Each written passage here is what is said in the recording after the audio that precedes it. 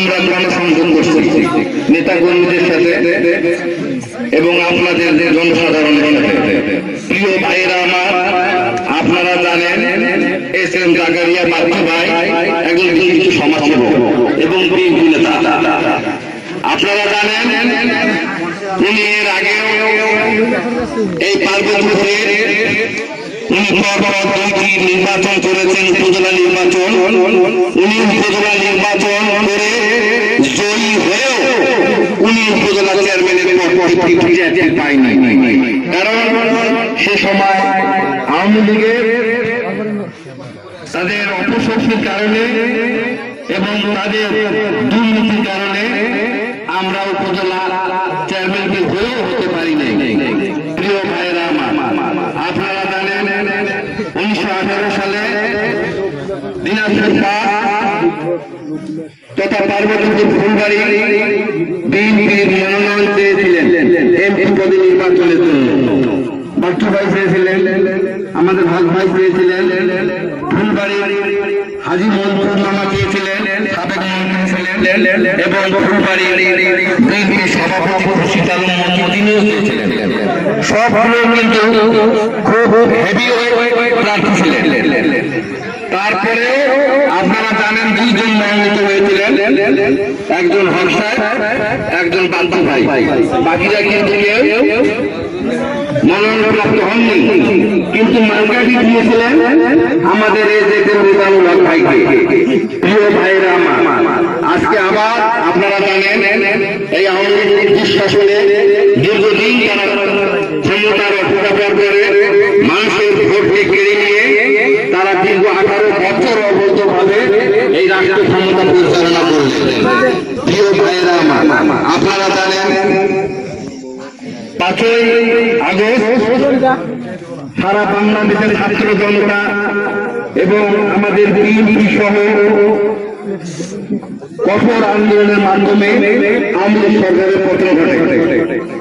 আপনারা জানেন আবার হয়তো ফেব্রুয়ারি মাসে জাতীয় সংসদ নির্বাচন হবে, এটা কিন্তু বর্তমান সরকার ঘোষণা করেছেন যে 2026 সালে ফেব্রুয়ারি মাসে আমাদের এমপি নির্বাচন হবে। তারে আমাদের 18 সালের মনোনয়নপ্রাপ্ত এস এম জাকারিয়া বাচ্চু ভাই উনি আবার মনোনয়ন প্রত্যাশী বাংলাদেশ জাতীয়তাবাদী দল বিএনপি থেকে। প্রিয় ভাইয়েরা আমার, বাচ্চু ভাই সম্পর্কে বলতে গেলে অনেক কিছু বলতে হয়। আপনারা জানেন পার্বতীপুর ফুলবাড়িতে আওয়ামী লীগ বিএনপি সহ যতগুলো রাজনৈতিক দলের নেতা আছে, হয়তো আপনারা জানেন আওয়ামী লীগের 35 বছর এমপি মন্ত্রী ছিল, কিন্তু বাচ্চু ভাই যে উন্নয়নমূলক কাজগুলো করেছে কোন নেতা বা এমপি মন্ত্রী কেউ কিন্তু করতে পারে না। আজকে পার্বতীপুর ফুলবাড়ি নয় তথা উত্তরবঙ্গ উনি কিন্তু হাজার হাজার মসজিদ, টিউবওয়েল, উজুখানা, আবাসন মেলা কিছু দিয়েছে। আমার মনে হয় এখানেও আবাসনে ওনার নেতৃত্বে ওনার দ্বারা কিন্তু আবাসনের কাজ হয়েছে। এই সেই বাচ্চু ভাই, উনি দীর্ঘদিন থেকে উনি বাল্যকাল থেকে সমাজ সেবায় উনি জড়িত। প্রিয় ভাইয়েরা আমার, আজকে যে কোন ইউনিয়নে যাবেন বাচ্চু ভাই 3-4-5টা কিন্তু মসজিদ আছে, 4-5টা উজুখানা আছে, হাজার হাজার টিউবওয়েল আছে, যে টিউবওয়েলের মানুষ পানি পান করতেছে। এটা কিন্তু কোন নেতার দ্বারা সম্ভব নয় এবং সম্ভব হয়নি। আজকে আমরা মনে করি আগামীতে এই দিনাজপুর পার্ক তথা পার্বতীপুর ফুলবাড়িতে উন্নয়ন করতে গেলে এস এম জাকারিয়া বাচ্চু ভাই ছাড়া কোনো বিকল্প নাই। ওনার দ্বারা সম্ভব এই উন্নয়নমূলক কাজগুলো করা।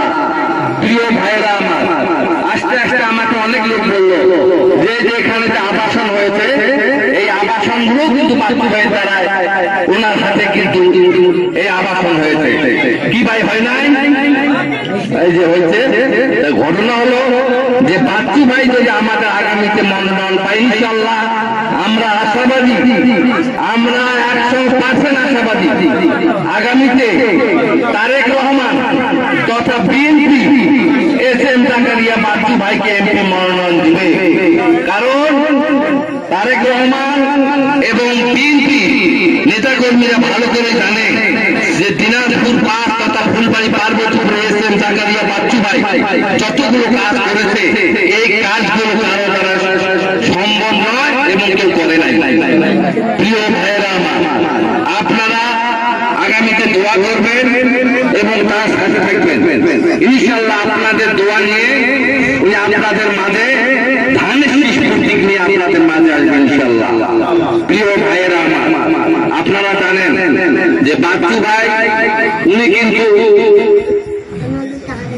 এমন এক ব্যক্তি যে পার্বতীপুর ফুলবাড়ি কেন যে কোনো জায়গার লোক ওনার কাছে কোনো আবদার নিয়ে গেলে কেউ বলতে পারবে না যে আমাদের কথাগুলো উনি শোনেনি বা আমাদের আবদারগুলো উনি মেনে নেন।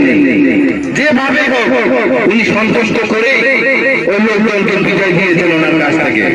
প্রিয় ভাইয়েরা আমার, আজকে আমি স্পষ্ট ভাষায় বলতে পারি যে পার্বতীপুর ফুলবাড়িতে এসএম জাকারিয়া বাচ্চু ভাইয়ের যোগ্যতা সম্পন্ন কোন ব্যক্তি নাই। আজকে দেখেন একটি দোষ বা তার গায়ে যদি একটু কালি কেউ দেখাইতে পারে তাহলে কিন্তু আমি রাজনীতি করবো না।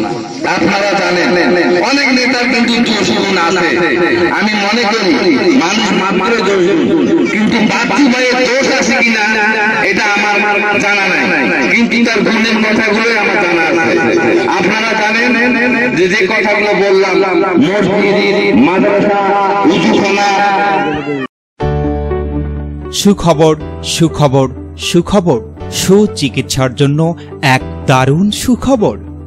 আপনি কি যৌন, চর্ম, অর্শ, টনসিল, টিউমার, প্যারালাইস, হাঁপানি, বন্ধ্যাত্ব, অর্শ, পিত্তপাথর, মূত্রপাথর, স্তন ক্যান্সার, জরায়ু ক্যান্সার, গনোরিয়া, স্বাস্থ্যহীনতা, জন্ডিস, জটিল ও কঠিন রোগে ভুগছেন?